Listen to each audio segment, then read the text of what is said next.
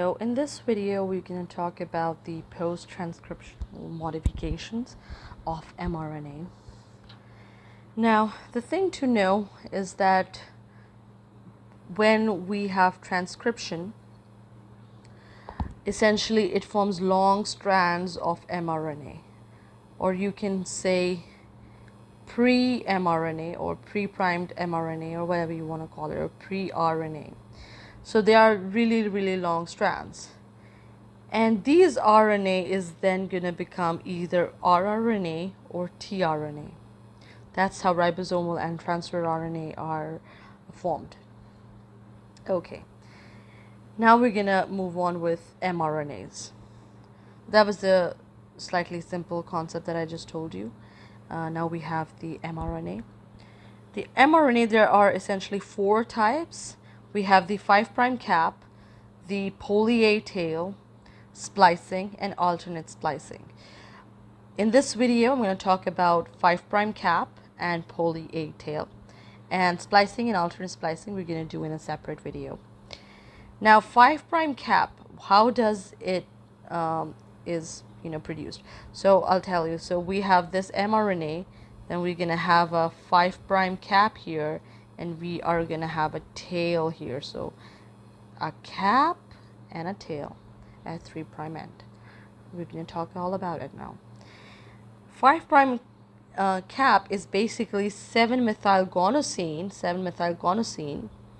5' terminal, it is attached to the 5' terminal via a 5' to 5' triphosphate linkage. It's important to remember this is quite unusual linkage, right?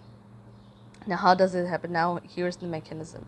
So we have the 5' triphosphate of pre-mRNA, right here, and GMP, guanosine monophosphate, is going to get added here, and the enzyme is guanylyl transferase. The guanylyl transferase is going to add GMP into the 5' triphosphate of the pre-mRNA, and at this point a gamma phosphoryl group is going to leave, and it is going to form a 5' GMP.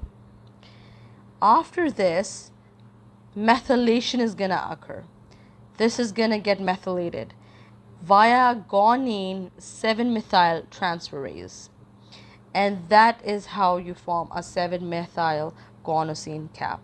So you remember this scheme, it is more than enough for you guys. This is all that is written in the book. And for reference, I use Lippincott Biochemistry, which is a really good book.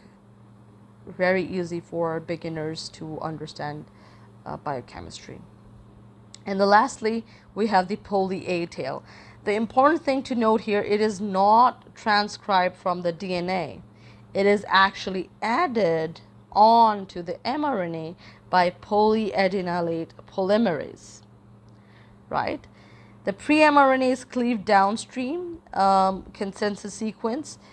That is okay. So here is the thing.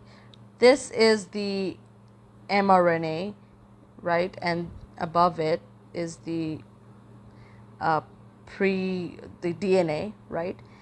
How does transcription terminates? I told you it could be row dependent or row independent, but also there is a consensus sequence that is AAUAA.